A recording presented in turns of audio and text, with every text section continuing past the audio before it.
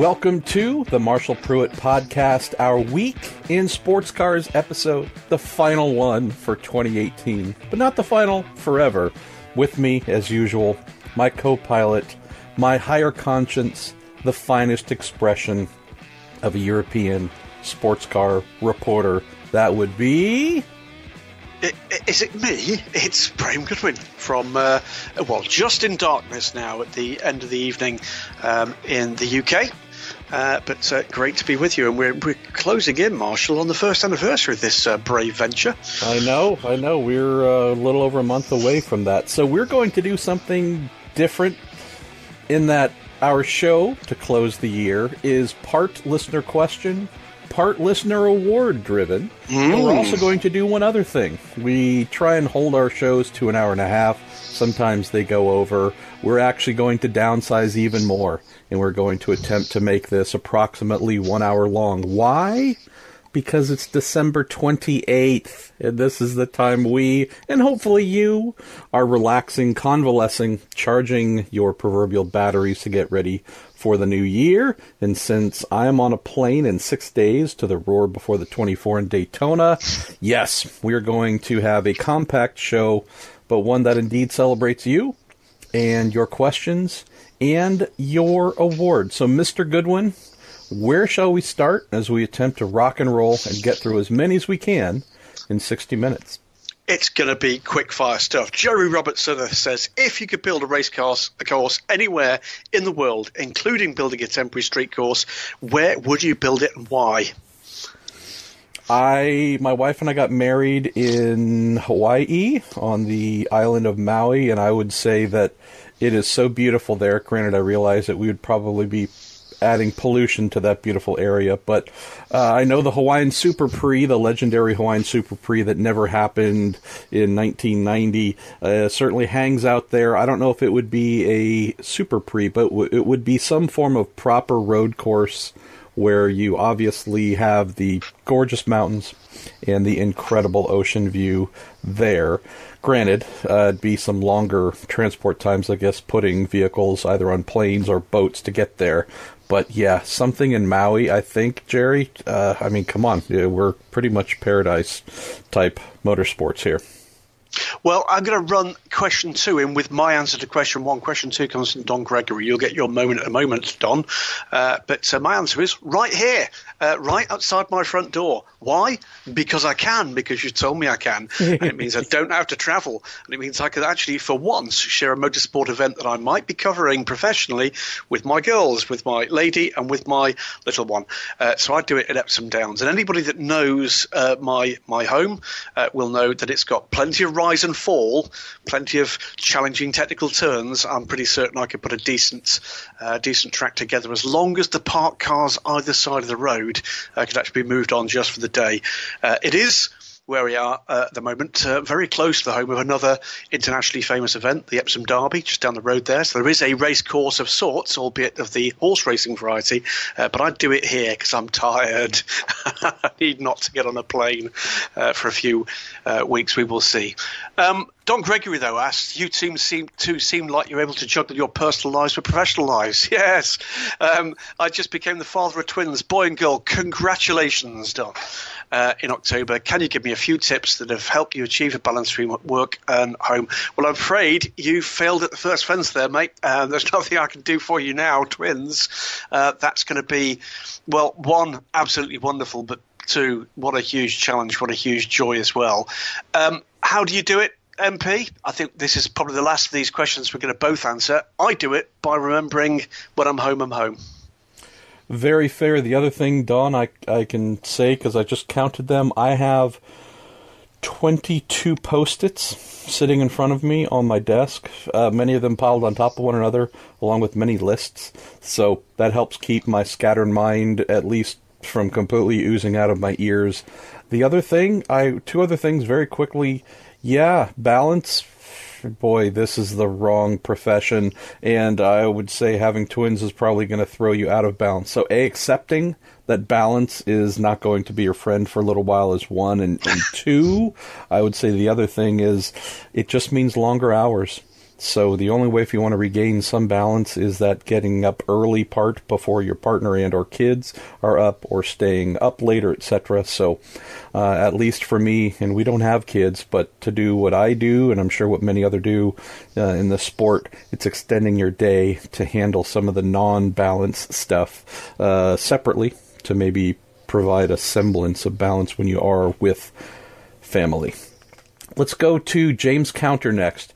Graham, and this is all yours. What is the most stupid car name you've come across? I'm really hoping if Ferrari enter, quote, car, they'll choose something better than La Ferrari. I hope you two have a really great, well-deserved Christmas break. Well, I think you've answered the question. The Ferrari La Ferrari, I think, goes down as an all-time stupid one. There have, of course, been some hilarious misses down through the years of car names that simply don't translate. The Vauxhall Chevy Nova, no go. Of course, in Spanish, the Rolls-Royce Silver Mist, which is actually the silver something unpleasant that came out your bottom, doesn't translate in German.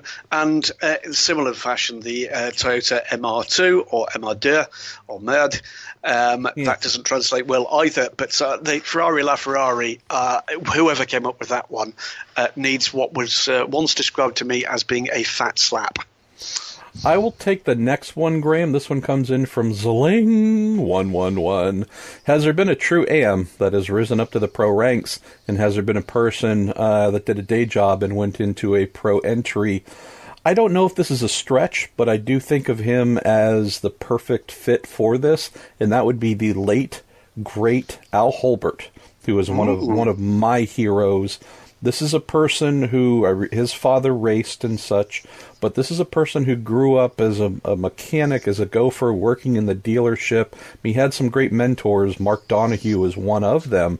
But I just think of the fact that Al was the winningest driver in IMSA history, was just the absolute epitome of IMSA's best. And this is someone who owned and ran the family Porsche dealership, really formed and then ran what is today Porsche Motorsports North America. This is, call him a businessman who spent the vast majority of his time each day either running businesses, managing racing teams, working on design and other concepts. The driving was almost secondary.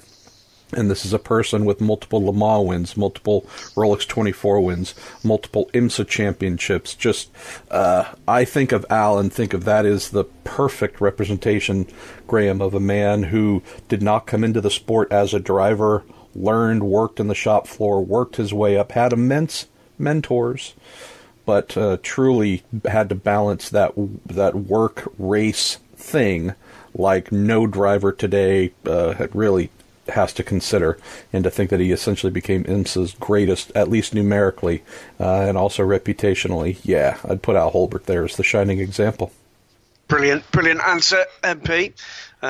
Joseki 100 asks, will the amazing 720S debut at Golf 12 Hours help McLaren to get more customer teams? Loves the look of the car, wants to see it go race in every category. I think it remains to be seen. We know that Compass are going to be entering one of the cars in GTD in IMSA. I'm aware that there are other prospects still to emerge, but McLaren under no illusions that after the legal woes that rather put the brakes on things in customer motorsports for a little wee while, they've got some recovering to do. But you're absolutely right, it was a stunning debut for the 720S. Could have taken that win and could have taken that win at a canter eventually, but hampered by a broken damper of all things after 10 hours of running. But I think we'll start to hear things in the very early new year about where you're going to see further examples of what is a very pretty GT3 car indeed. Let's go to Judd Power, who says, great name. As an early teenager, I was lucky enough to experience twin qualifying races on Friday night prior to the 2000 6 Hours of the Glen. The 18-lap points-paying races were held at dusk, one for the SR1, SR2, those being the prototype categories, and one for the GTO, GTU, American GT classes. And then in more recent years, it seems that the occasional change to the standard IMSA weekend format, 3 practices, 1 quali, 1 warm-up, and a race, has fallen by the wayside, at least for daytime races. Do you agree? with keeping the weekend event schedules consistent, or would you like to see IMSA, WEC, ELMS spice things up a bit every now and then? Well, that's easy for me, Judd Power. I'm a big advocate of spicing things up. I think the only folks, by and large, who really, are trying to think of the consistency, if we're talking weekend schedule, are those inside the series, whatever, all the various series that you mentioned. The reality is, while we would hope, Graham, that WEC fans get to more than one race per year, IMSA fans get to 2 or 3, maybe. The reality is someone who's rocking up for the 12 hours of Sebring might not be hopping on a plane and going all the way across the country to see IMSA at Monterey, for example. So if we're talking spicing things up, I think there's a mentality, Judd Power, that, we have to keep things consistent, otherwise, quote, fans will be put off. Well, if we're talking about those who actually show up, the paying folks who are looking for entertainment, I don't think they'd know I don't want to say wouldn't know the difference, but I don't think they would care. I think the more you can incentivize, hey, come out to our race at wherever, VIR, we're going to do something a little fun and different this weekend. Media can be notoriously cranky about such things. Many of us are like cats. We don't like change. But to get to your question and answer, I don't care whether folks are uncomfortable or not. If there's something fun or cool that can be done, and it can be explained in a way where the fans in attendance and those watching through streaming or television can understand this new fun thing that they're going to do at different rounds, I'm all for it. I mean, truly, consistency is boring. It has its place if we're talking scheduling, right? Trying to go back to the same event at the same track each year in the same month or same time frame. I get that part. But once you get to the show, just think about fun. What can you do to bring more people in, make them happier? So, completely agree. Tend to agree with you, actually, just shaking things up. Next two, we can run in together. It's BH2EFR. Challenge. You're in charge of selecting one invitational entry for each of the following endurance races: 24 hours of Daytona, 12 hours of Sebring, 24 hours of Le Mans. Invitational entries shouldn't be legal in the series that you're invited into. Should be raced in another series, 2018-19. You get the teams and drivers in that other series can add drivers, blah, blah, blah, blah. Okay, we'll go with a simple part of this. And Grim Brother 1 says you get to select any other class of motorsport to join the usual suspects on the grid of the Le Mans 24 Hours. What class would you love to see mix it up with the rest of the field? Well, I think we might choose the same one here, but go for it. Well, I don't think you will. I don't think you will. I think what I'd like to see – I actually disagree with the question, with apologies. I actually think if you can have an invitational entry, you're either trying to prove something is more entertaining or you're trying to see how competitive it is. And I would actually like to see an automatic entry for the 24 Hours of Daytona from one of the significant entries in another championship with similar cars, whether or not that be a GT3 car in GTD, whether or not that be GT E-Pro or GTM in GTLM, whether or not they be LMP2 cars. I think that would be pretty cool. Of course, I'd like to see LMP1 cars around the oval. It's been quite some time since we saw that. What's it, back in 2002? I think it was the last time we saw that. Yeah. Yeah. So in the SR1 days, P1 days. What would I like to see at the 24 Hours of Le Mans? A Formula One car.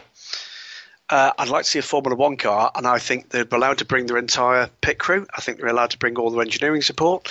I think they're allowed to do whatever they like with that car within the rules that it competes. They clearly can't change an engine.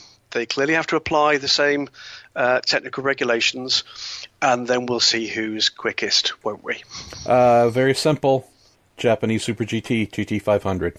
Fair enough. Top 5 entries get entry at Le Mans just because it would be freaky. And in theory, if there's 5 of them, then they could have their own class, their own race, and it wouldn't impede upon anything else. Let's see. Where shall we go?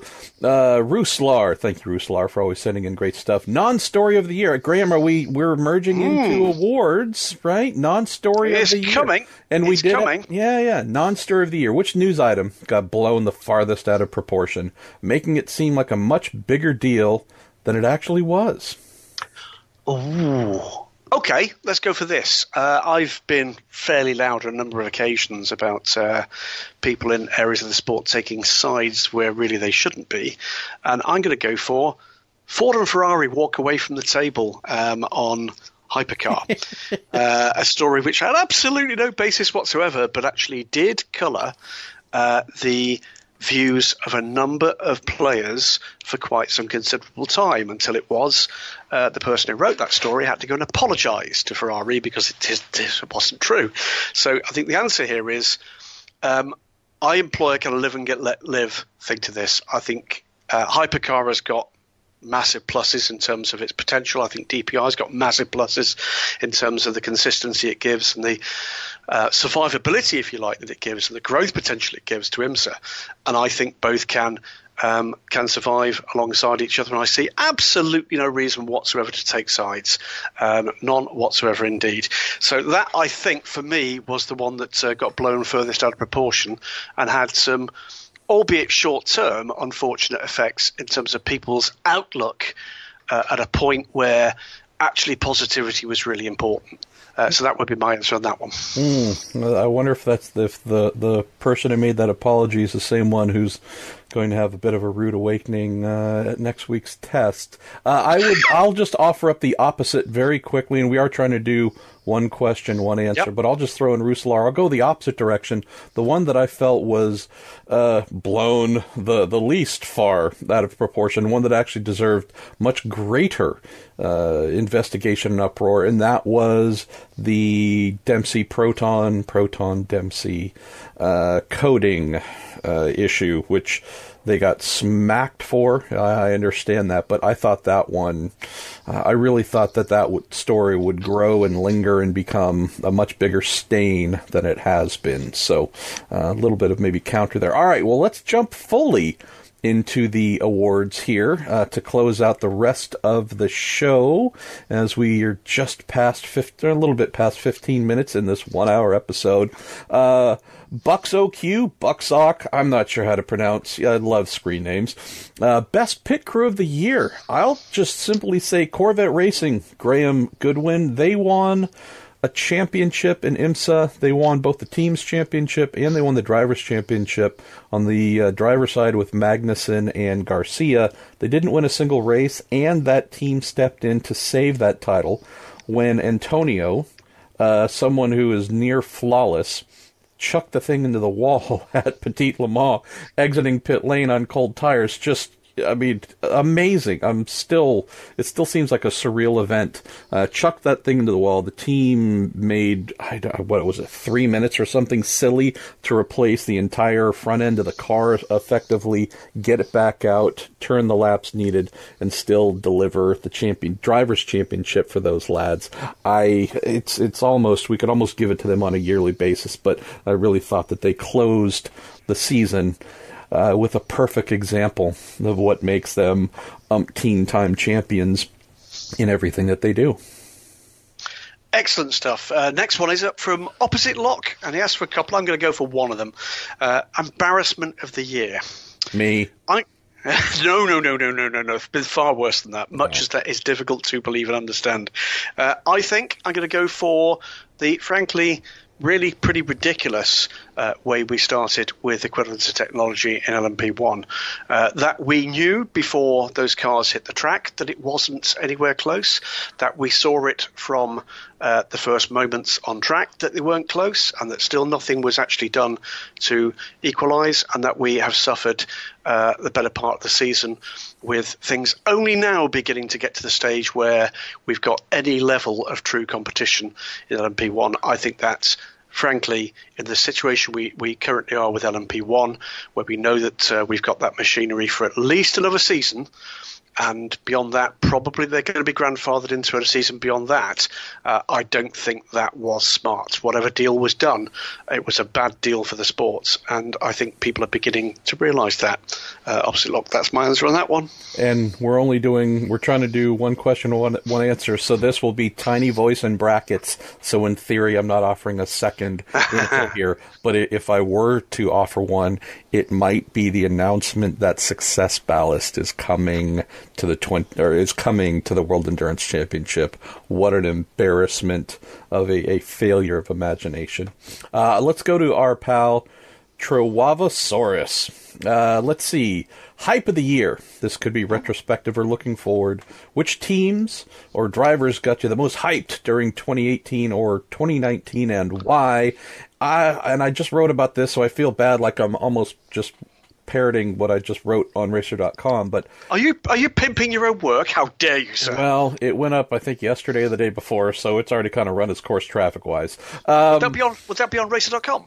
I believe that might be a particular news outlet that has been a long-standing client. I'll be starting my 7th year with them in just a matter of days. How lovely. I would say two things. Core Autosport revitalized IMSA's prototype category this year after coming so close and becoming, by about mid-season, a week-in, week-out story to follow. Can they topple the entire DPI field? They came up one DPI short, but that really, for me, got me hyped. And I would also say Catherine Legg's efforts, almost, I don't want to say solo efforts. She obviously had teammates.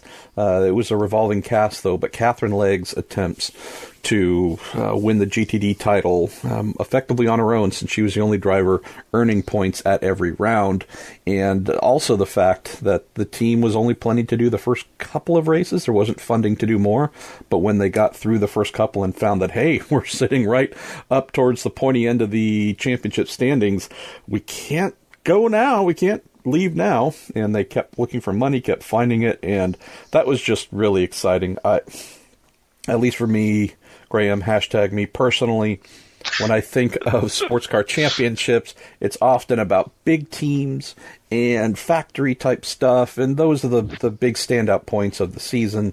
I would say the Pro-Am core team and, Cat trying to win the title in the Pro-Am GTD category, boy, that just turned the entire season upside down for me. We might be verging towards Graham being the grumpy guy in this episode, but we'll go for it, and I'll pose this one to you. This comes in from M.W. Clarkson. I know you read my question out on this a few weeks ago, but I can't let, quote, bitter gall of the year go. So what rates is Graham Goodwin's bitter gall of the year event? Or happening? Two moments in the... You just got them right there. I mean, it's just bubbling up, that bitter, that vinegar taste in your mouth. It is absolutely two of them, two. Both at the 2018 Le Mans 24 Hours. It was the first turn incident that saw the damaged front section of bodywork effectively ruin the race almost before it had started for one of the rebellions, and it was much later in the race for another LMP1 car, and it was Jenson Button not making it to the end on 24 Hours with a engine failure. I seem to remember on 23 Hours. I think that's right. I'll add a third, which was the moment that must have had hearts sinking in the fantastic, the epic GT Pro field, which was the moment where the factory Porsche effectively got a lap on the field with a caution very early on in the race. And from that point forward, everybody knew it was going to be one hell of a long day, one hell of a long night, and one hell of a long day afterwards to no great avail, because that thing was ironclad, reliable, and quick, and it absolutely didn't need the leg up it got. That was the bitter goal. Let's see. Ruben Natcha asks, most controversial moment of the year. Actually throws in three questions. I'll take the most controversial one.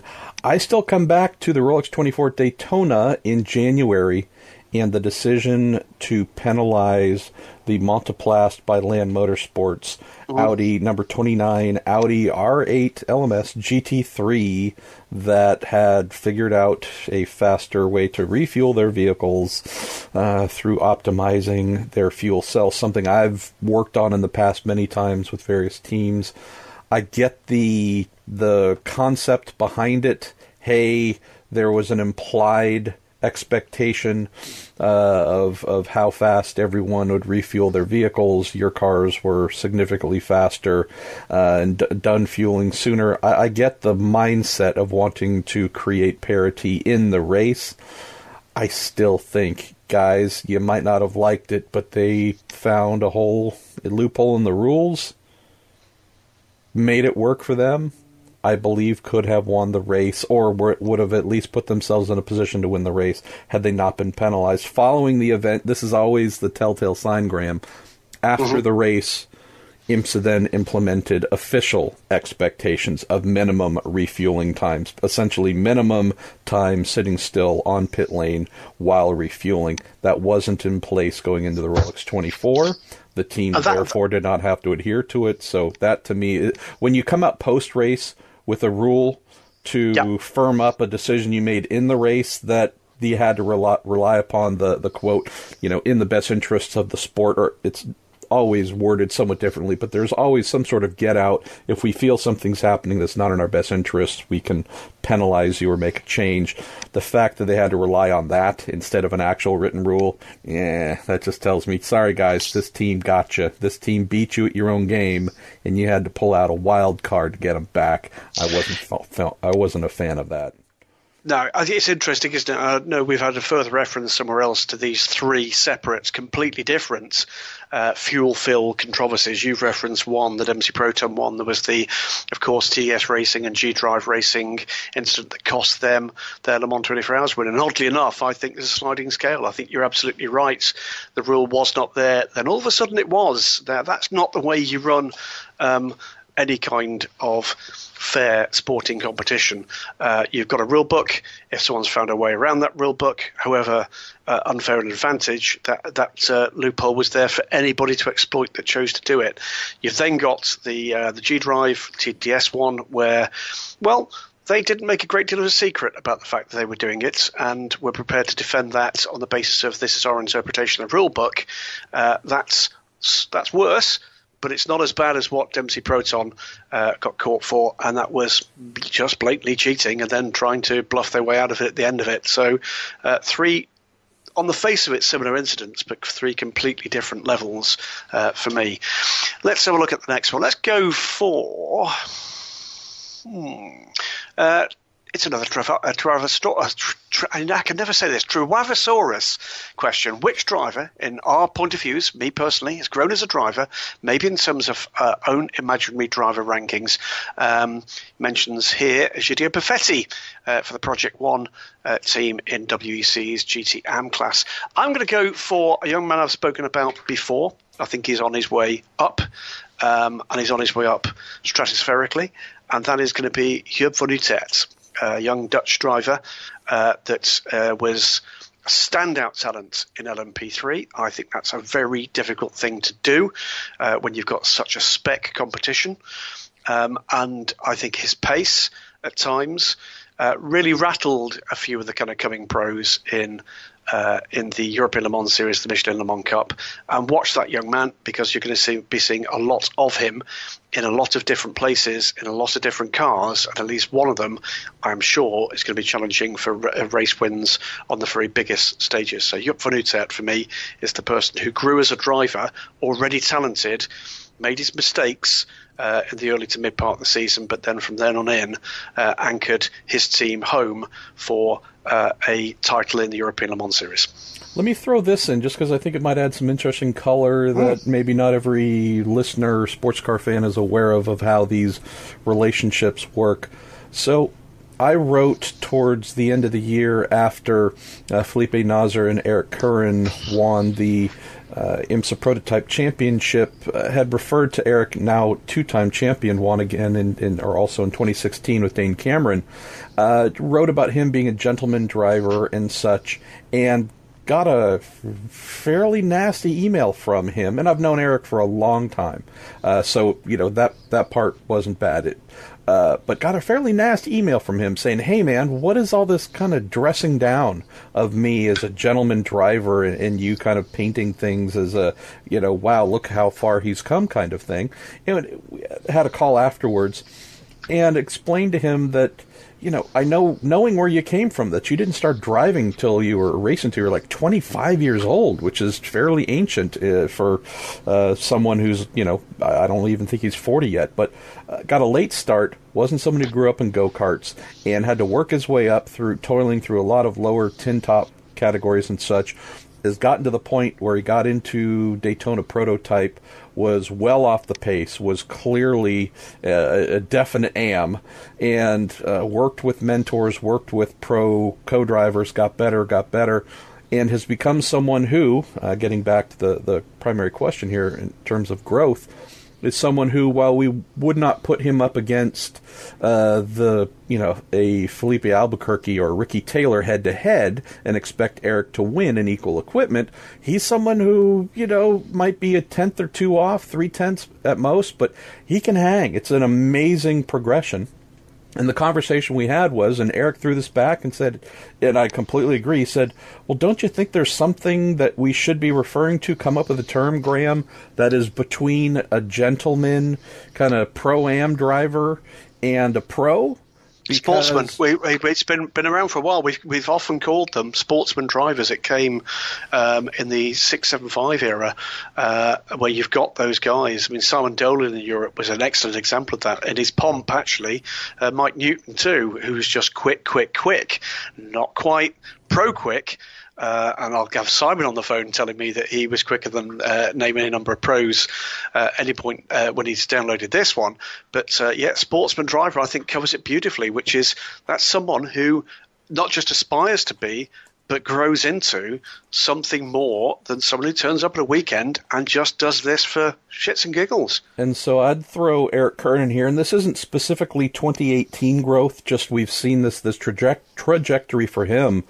Has been phenomenal, and I hate the fact that he is now stepping back into more of a part-time role, but nonetheless, if I think of someone at least modern that has really gone from he's running, little Chevy Cobalt front-wheel drive thingies and little touring car series to, wow, this guy has given the business to Jordan Taylor during this 2-hour-long stint at wherever, pick some other big name and go, hey, he's either leading them and holding the lead or close the gap. I mean, just something where you go, boy, if you'd watched where he started, you would have never have guessed he would have gotten this far. So huge respect to him. I'm going to go to one other question here from our pal Trewavosaurus, and this is maybe, Graham, covering off something, and as we go into the new year, knowing that this is our final episode of 2018 and we're just past the half-hour mark, I think this is going to be an executive decision. The question is, what was the best, brackets, worst, misinformation from various sports car outlets, only to be debunked a matter of days or even hours later?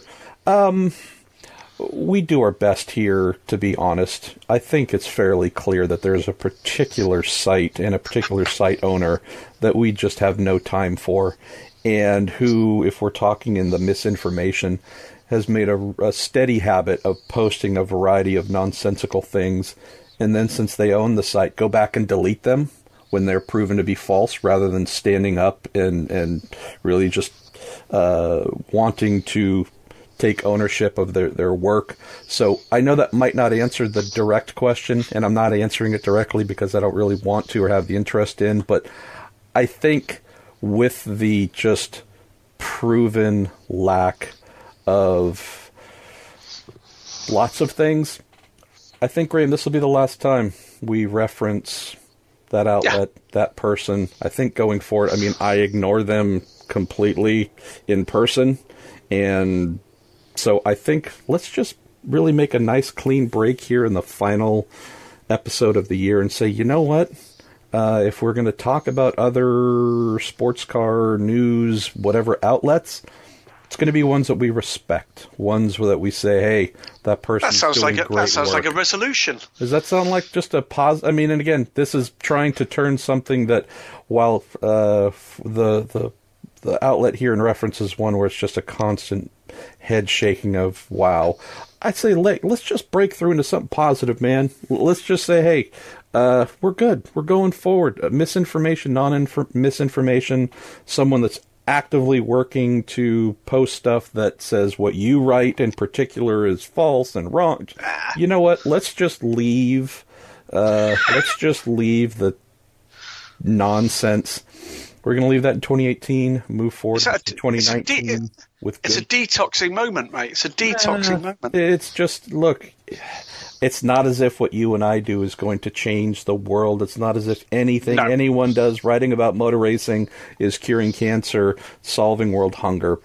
I'll just say that in this case, there are many fine people. We've mentioned them before, from Marcus Schurig to Gary Watkins to Stephen Smith, Stephen Cole Smith to blah, blah, blah. There are many fine people. Andrew Cotton, who do fine work to cover sports car racing. I've never heard of any of them. Well, they've never heard of any of us. There's Stephen Kilby on your end. There's all kinds. There's you. There's a lot of great people who I can just look at and say, positive contributions, no nonsense, and someone whose work I would be happy to point other towards, even if it takes away from traffic or interest in mine. So let's just embrace those of us that you and I embrace in our actual day-to-day jobs when we see them, and who I think are held up in esteem. So how about that? That's a positive thing. All right. Hey, Happy New Year. Where should we go next, my friend? Where are we? Okay, let's try for Creeping Cold, the best uncrowned performance of the year. Is that one for you, MP? No, that's for you. Is it? Let's have a think.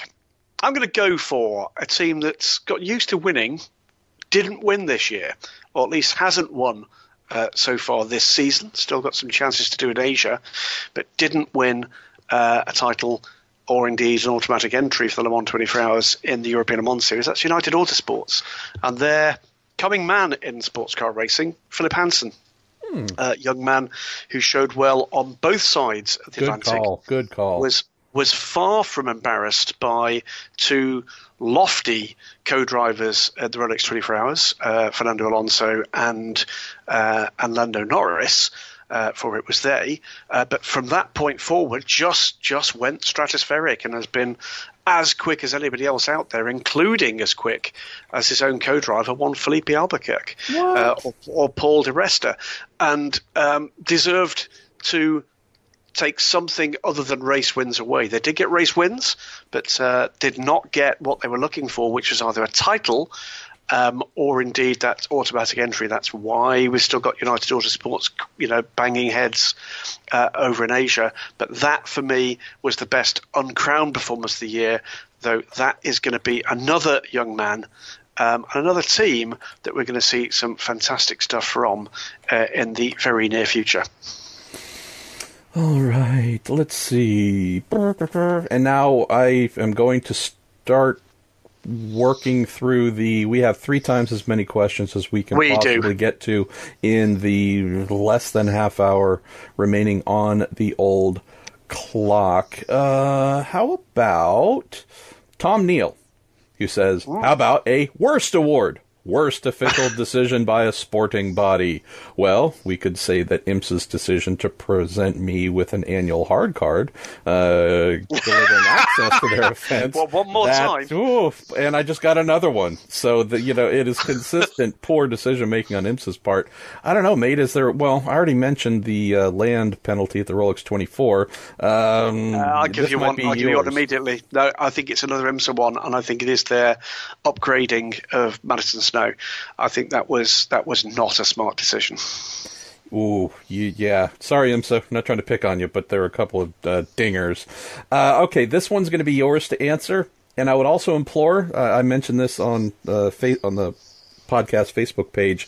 I would really appreciate if one of you, or maybe a few of you, kind of banded together, behind the scenes, and each one of you take a different week and jot down and document the new words that I create each week. And I leave in, you do realize I could edit these out and try and sound super smart, but I don't. It's an accurate representation of who I am. James Counter, in terms of awards, asks for the best word created by MP. My vote is for last week's, quote, pronunce, Pronunce, pronunce. Yes, I did say that. Please, can we have an MP dictionary? You can't do better than a wrong a misspeaking of pronunciation, can you? No, no, but there is, and this isn't related to the week in sports cars, but this is a genuine thing. I think I've mentioned it before. Who knows when? I was, again, I'm just being honest with you here. I must have been 6 or 7. I don't know. Was that a little, used to call them Five and Dime, little convenience store with my mom. And I think there was a new issue of Mad Magazine. And I opened it and was looking through it. I used to love Mad Magazine. And this is when my mother just looked down upon me with both disappointment and realization that her son would need a lot of extra tutoring. I looked at a word and said, Mom, what does "idoit" mean?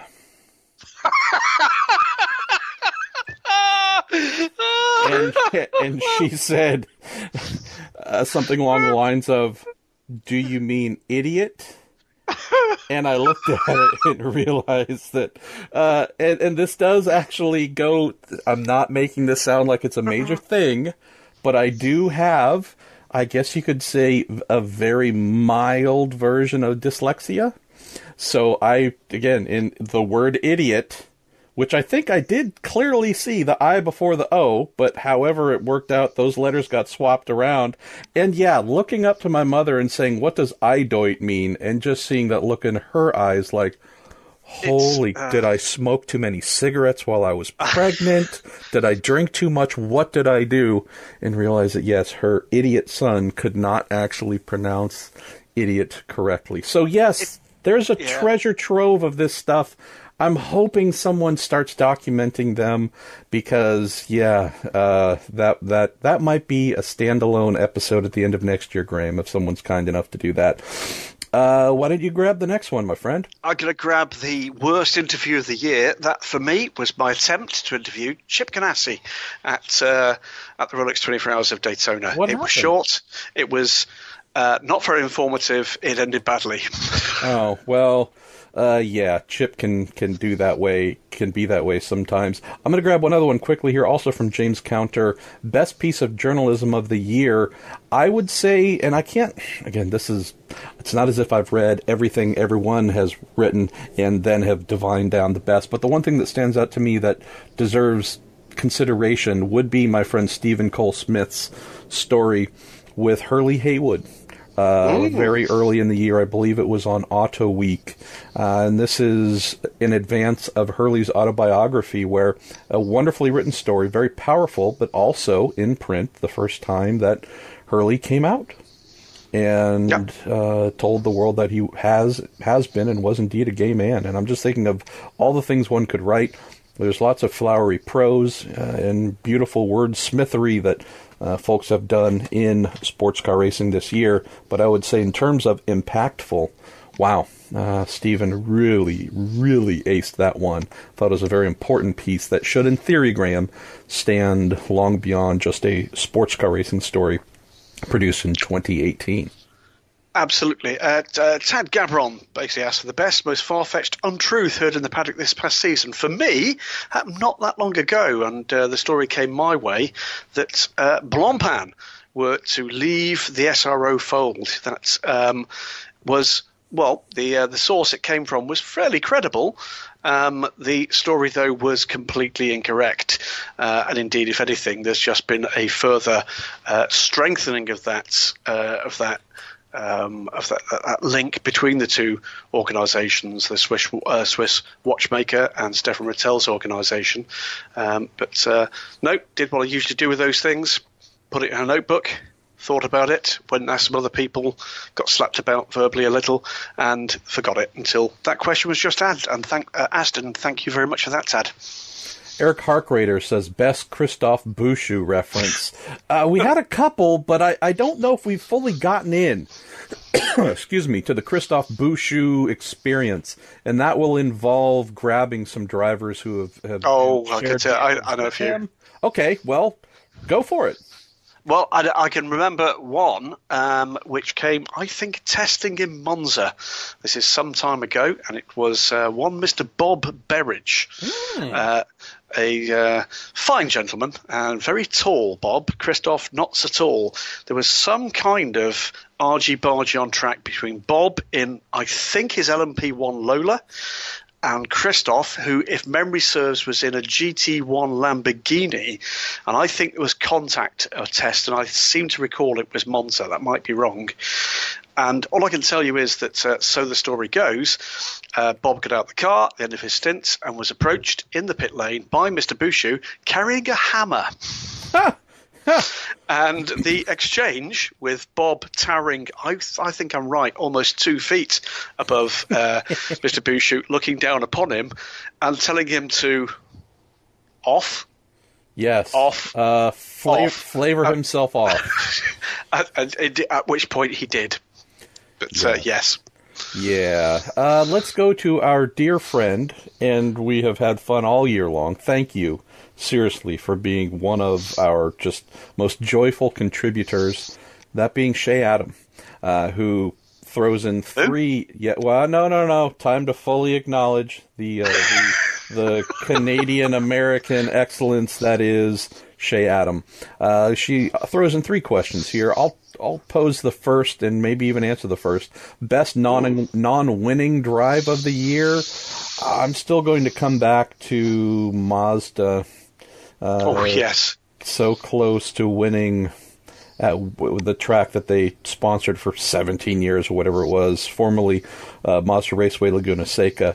I would say, boy, they certainly had that race in hand. I know it was a little bit fortuitous, right? We had a couple of the Action Express cars in trouble with a big start line crash that was epically dumb. But if you just look at a team that, boy, had a race, clearly dominant, no one was going to touch them, and then it all went completely sideways, despite what Gustavo Jacquemin and his father want me to believe. I would say Mazda coming so close at Laguna to winning their first race with the DPI, and then not winning. How about we go to Nathan Brown for you, Graham? Best underdog win of 2018 in a GT or touring car? Well, that's a good one, isn't it? I don't think there's been that many. I guess the one that springs immediately to mind, just because it's very tough in any class to come into an established grid and do well, would be the opening race of the European Le Mans Series season. And it's a team that we've had hanging around the fringes for some time, but back in sports car racing after 20 years away. It's the Racing Engineering team from Spain. And they won first time out. Didn't win again that season, but with a very good driver squad, an excellent pit crew, and coming out of GP2/F2 and now into LMP2. And I think we're going to see bigger and better things from that team coming forward to win, and to win against a very deep grid indeed of LMP2 cars. We had something like 15 or 16 that time, with a couple of the WC teams turning out, and at a track that they will not have known that well, certainly not in their brand new Oreca. I thought there was an exceptional performance from them, and it did signal intent that we've got another serious player in a field which I think is going to be grazing 20 LMP2 cars next year. I believe Serious Player was also the name of the gentleman's strip club you worked at in college, Mr. Goodwin. So they'd be wrong there, because I never went to college. Let's see. Sean explains a lot, doesn't it? Yeah, well, I guess those are the lies you have to put on the employment form. Surprised you even have a form for a male strip club, but good on you. We'll go to Sean Caldwell next. Now, I was about to say Nest, which is a word, so I didn't make one up, but I did use the wrong one. Sean Caldwell, best pass of the year. What comes to mind, my friend? That is a cracking question. I might suggest, I don't know if it's best, but again, it should be in the conversation. I would say the delightful number 99 Gainsco-sponsored JDC Miller Motorsports Red Dragon at Watkins Glen on the run up to the bus stop. They went on to that was a cracker, wasn't it? Yeah, and you were there. I was not, unfortunately. I was, but yeah, that was a bit of a stunner in the turning of the tides of it being another DPI whitewash of the season to, maybe this isn't going to be as predictable. Well, you're absolutely right. And the great thing about that pass, not only was it a great pass, not only was it actually unexpected at that moment, but it turned the tables completely. We've been looking at the United Autosports Ligier, the Core Oreca, both of which looked to have it within their grasp to take that race. And what we weren't looking at was the next one down, which was the Gainsco-backed Oreca from JDC Miller. And yeah, what a cracker. You're absolutely spot on. That was a blinder, wasn't it? Indeed. Well, let me take a look at the old clockety clock here. We're maybe 10 minutes or so to go, something in that range. So I would say we need to mash the throttle a little bit, but maybe pick and choose the ones that really stand out to you, my friend. Let's go for most ridiculous press release of the year from Brian Cohen. I think it's not the only one. We've had another one asking around that one from Jonathan Schultz of the best worst PR statements. I think regular listeners will be fully aware that I'm not massively keen on things to do with balance of performance. I'm certainly not very keen on things happening in the middle of a race meeting.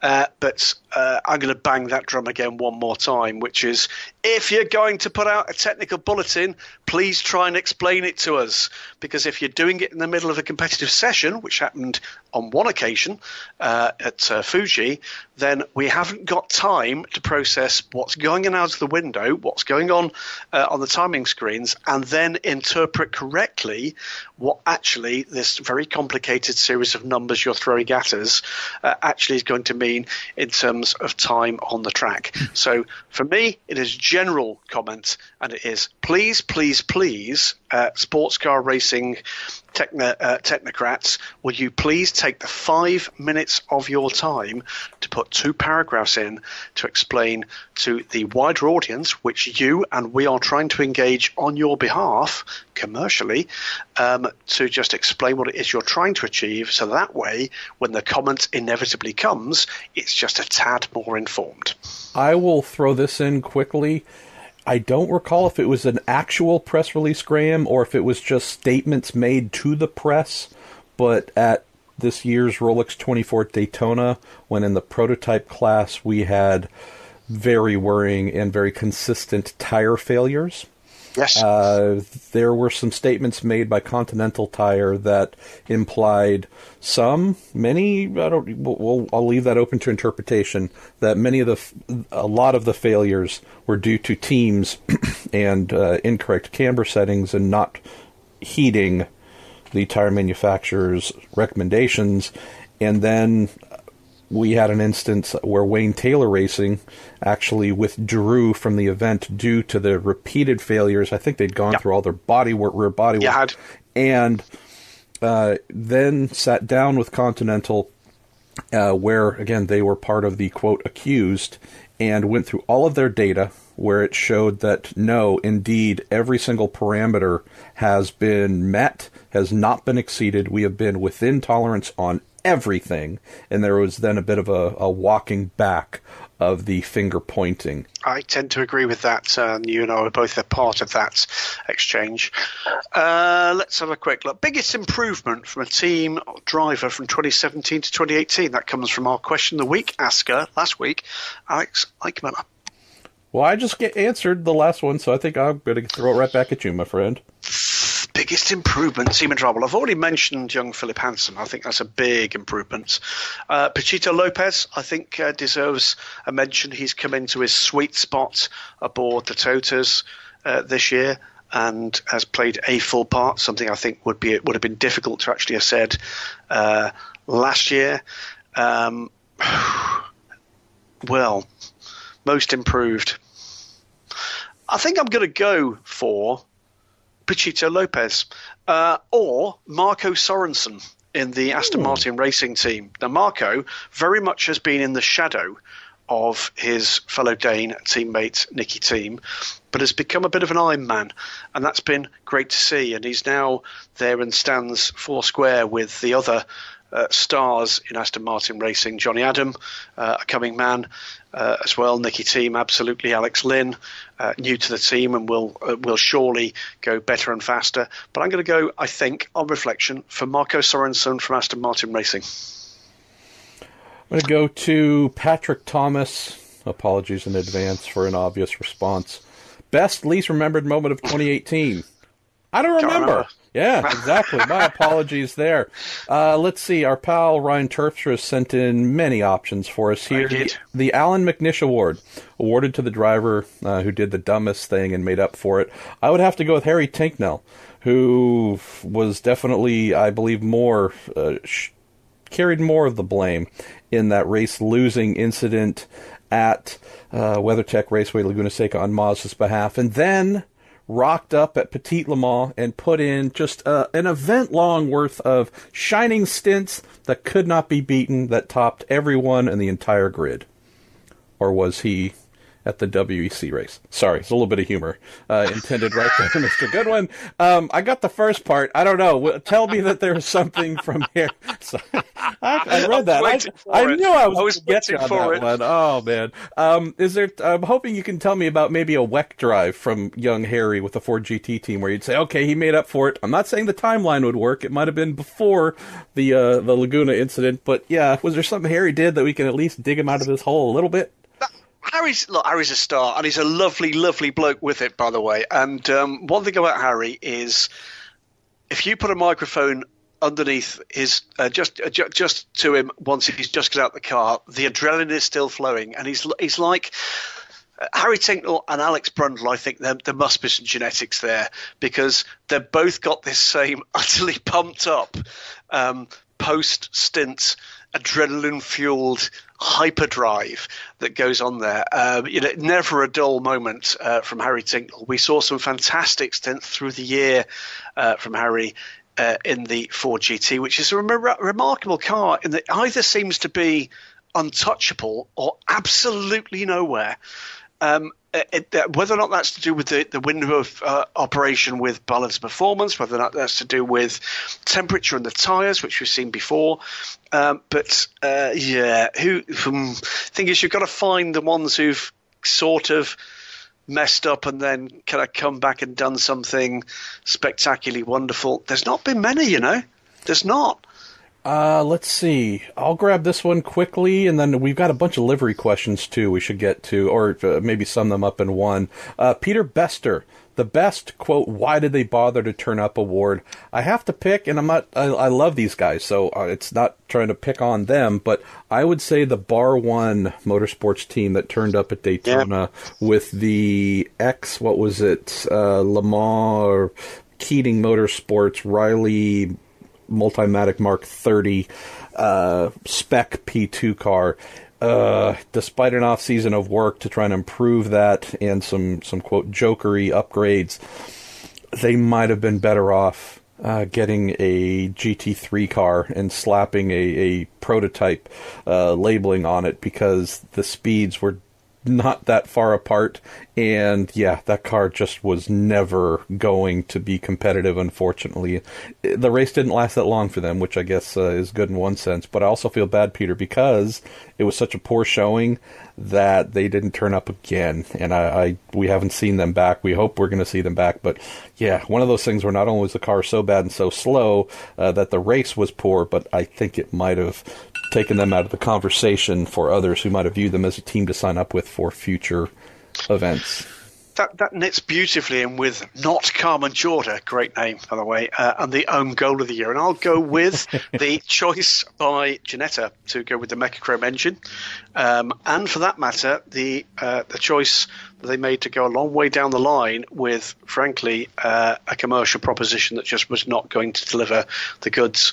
And we get to see what the net result is going to be for the Ginetta LMP1 program, the G60 LMP1 program. But certainly early doors, it looks like we spoke last week, MP, about the Toro Track hybrid system for Nissan. For me, they went too far down the road with an engine that just was not producing enough ponies, and realised just a little too late, I'm afraid, that they'd gone down a little bit of a cul-de-sac.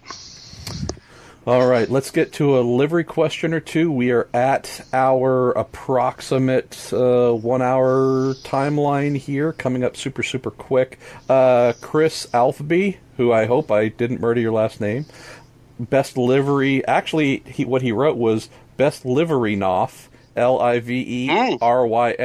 Hey, our listeners are making up words. Coming up with quote words now. I am infectious. I love it. Best livery of the year, full season. And again, we've got a bunch of similar, best livery of the year, one you would want to dress your car in, best or worst looking cars of the year. You're certainly a spotter of liveries, so give us your best, GG, and maybe is there one where you would say, go work on it some more? I'll give you most improved. The change that Porsche made this year, I think, did make those cars pop. And, of course, we had a couple of one-off liveries, or in fact, 3 separate one-off liveries with the heritage liveries on the cars, Petit Le Mans and at Le Mans, which were all geniusly done. I'm going to give a mention, simply because it looked utterly different, to the Ginetta, because that blue and white on the cars really looked very, very good indeed. And when I saw them actually building up the first car in the factory before the car was unveiled at the Autosport show in January, that was the first time I've not seen it as a render. That was the first time I'd actually seen the car being put together with its full livery on. It was kind of, wow, that looks really, really good. So I'm going to go for that. There have been a number of very good-looking cars this year. There's a couple of LMP2 cars in the European Le Mans series. Decade Engineering's car and the black base scheme looked really good. For that matter, I quite like the Konica Minolta livery on the Cadillac DPI. I think that one looks pretty good. And the wheeling colours always look very good indeed. But, just purely because we give them a slap with one hand, we give them a loving caress with the other, I'm going to go for the Ginetta's blue and white. I'll throw in the counter to that, the best one-off liveries. And so I think Porsche's GTE Pro, Retro, Pink Pig, and Rothman's liveries, those really struck home for me. Just love those. And I think I'm off. It wasn't a one-off. I think it would have been a two-off or whatever off. But got to give a lot of love to our pal Andy Blackmore and his Chupacabra P1 Motorsports yes. Mercedes AMG GT3. And funnily enough, I just had a calendar, a 2019 calendar Me too. From Dear Andrew of the Chupacabra. So yeah, lots of love to him, and great call by the team, right? Let's just have some fun. You can tell I like fun with my motor racing. All right, brother, we're starting to straddle into overtime. We got a couple of questions left. I'll throw this to you, RJ O'Connell, because you can answer this better than me for sure. Best Japan thing of the year. It's an easy one, and it's a car that we're not going to see going into 2019, retired at the end of this season. It is the least likely car to have a massive fan base, I think, on the planet, and it's the APR Racing Toyota Prius with the road car-based hybrid system and the XLMP1 V8 engine. It's all changed because they're no longer allowing the engine configuration that the car actually featured this year. So there will be a new car for 2019. But that thing just had a massive, enthusiastic fan base, and when you saw it, it looked a little bit homespun in exactly the way that you and I have discussed repeatedly on this show is missing from the world of motorsport now. But then when you heard it and you watched how this thing went, what a head-turning little car that was. Absolutely fantastic stuff. Okay, just taking a quick poke around here, and I know you told me to stop doing that. It does hurt. Yes, please. Okay, Bonnie _last47, best version of the garbling of a certain lady pit reporter's name by the TWISC presenters. Never said anything at all wrong about. No idea what you're referring to, Bonnie, or Shia Adam. Was it the Dutch? Oh, because you said lady. It's Shay. Sorry. Oh. Sorry. Lady. Oh, Shay. Is this the Dutch Punjabi chocolatier we referenced earlier in the year? Shia Adam, or sometimes I get lost. There was also a question, I don't see it in here, I think you were being just far too kind, of the best English co-host of a weekly sports car show with an American that has a cartoon depicting the two of them award. I'm going to give that one to Stephen Kilby. For sure, even though he hasn't been on the show, and even though he is your subordinate, as he should be. He's not as good looking as me either. No, not at all. I'm going to give that one to Graham Goodwin. Okay, I did a recount. That one's going to go to Graham Goodwin. You are definitely the best in that category. Let's finish this one off with, and there's lots of people have asked these questions in various ways. But one very quick one. The worst background noise during an interview. Ray Mingleby, by the way. Yeah, well, funnily enough, I do my best here to work around the expected noise issues, but we have, just outside of our little condo here, we have folks that turn up in the morning and regularly either cut the grass, use the big weed and grass blower and such, and they tend to show up at about the same time, but sometimes they surprise me, so I'll schedule a podcast and think, okay, I've got a little bit of silence, and then you hear in the background, and I'm trying to do my best, and it's like, oh man, again, my wife and I are hoping to move somewhere different, and for me at least, a big part of that thought process is, where can I find a place that I can have silence whatever I need? So, yeah, that's one of them. The other one might be, no, that would be mean. I was just going to say there's some people with some very loud or annoying voices in many media centers where you're like, would you just shut up? Also realizing that there are surely many others, while you and I, or just me specifically, hashtag me personally, yep, happen to be interviewing someone and they're saying, would you just shut up, Pruett? So it's a mutual assured destruction. We're all loud and annoying in some way, and we all wish one another would shut up or die. So let's finish it with this, because there are questions, and apologies, I'm trying to scroll down and find the names for the best and the worst interview of 2018. And for this one, I'm going to take a step all the way back. I want to say congratulations on the progress you've made with the Marshall Pruett podcast this year. Congratulations on blowing through 2 million downloads and continuing onwards.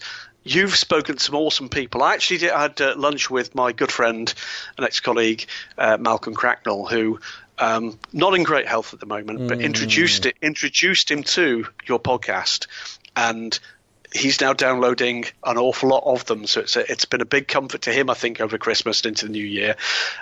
So the best and the worst for the Marshall Pruett podcast and those interviews, MP, to finish us for 2018. Well, best.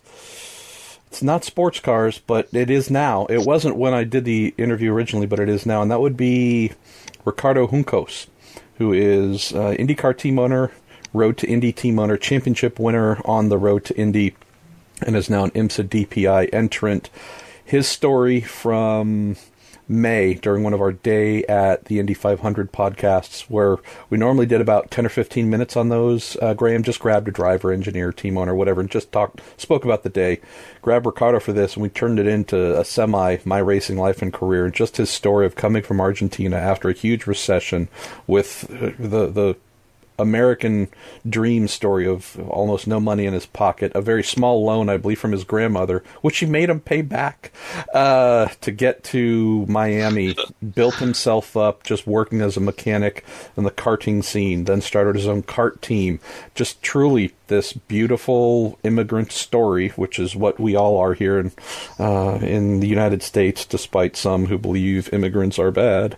Listening to Ricardo's story of coming here with nothing and looking at him now at this massive shop in Speedway, Indiana, being represented across IndyCar, Indy Lights, the second tier Pro Mazda series, and now IMSA. That was my favorite interview of the year. The worst, and I have to apologize. Actually, I don't have to apologize. Just I feel bad because I'm keen on him. That would be 1987 IMSA GTP Drivers Champion Chip Robinson. I really like Chip. I actually just had to interview him last week as well. And Chip is someone blessed, Graham, with skills that involve hands on steering wheel, feet on pedals, and shifty things. Word talking, mouth usage, word saying in interview form, not so good. I did one interview with him, in September, where it was a bit of a reflection piece with a lot of voices. The interview was so bad, I just didn't use it. And so that's kind of a first. And then when I had to speak with Chip last week, it was just one of those lots of dead air and silence. You know this, and everybody who's a reporter knows this. You might have seen this on television at some point or heard it on the radio, where an interviewer asks a question. Doesn't even have to be good, just a general question. tell me about this thing at this time, and you get back 3 words or something similar. It is a reporter, an interviewer's worst nightmare. Hey, so tell me, you just hopped out of the car. How are the conditions? You're okay. Really? You think I've been standing here for 10 minutes waiting for your monkey ass to get out of the car to ask you that question to have you say, it's okay. I could just say that on my own. There's some folks who kind of understand conversation and the give and take and trying to be generous in that capacity. So as much as I'd love and appreciate Chip for all that he has achieved in the sport, just definitely not one to do a lot when interviewed. So, or maybe it's me. Maybe I suck and he is awesome with others. That's always the other option. He rang me. We had a brilliant chat. He said you were terrible. Good. Well, I'm going to say my farewells for the year, Marshall, and I want to say again thank you to you for actually suggesting that we do this madness every week, and it's a thoroughly entertaining kind of interlude in my week every week. Thank you particularly to our listeners, and in particular to those of our listeners, the increasing numbers through increasing parts of the internet. That's the Reddit groups on the WC side. Thank you guys, the USCR side and the Blancpain side, to the guys on Facebook, on the FIWC fan group page, the new Sports Car Worldwide page, also contributing now, and to, of course, our regular contributors via Twitter. You keep us busy, and we couldn't be happier, and it is carrying this forward. And I think it's fair to say, MP, there's some exciting stuff to come, and not that long to wait. And not only am I in full agreement, we're not obscenely over the 1 hour limit. We kind of vaguely, not exactly, but a little bit stuck to our plan. I'm so happy. Wow. I'm so happy. It'll never happen again. Pruett time maybe is falling closer to real world time. So on that, Mr. Goodwin, thank you for being awesome. To you all, dear listeners, and those of you who also take the added time to send in questions via Reddit, via Facebook, and via Twitter, thank you so much. I'm so happy as well, Graham, that we shifted the format of the show to a listener-driven construct. We are going to continue doing that.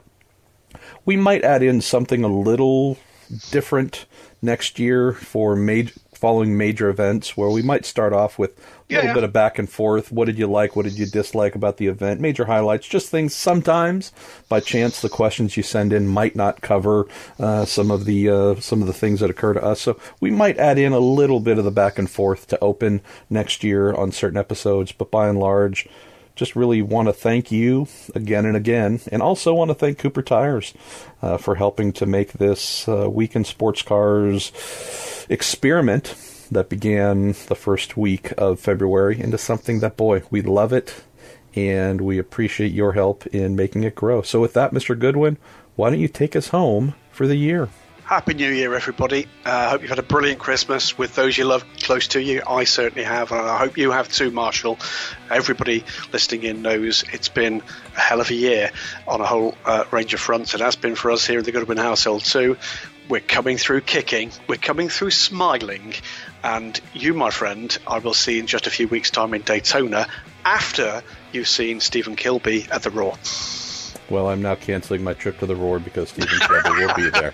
All right, gang. Thanks all for listening in. Truly enjoy a happy new year, and we will speak to you next week.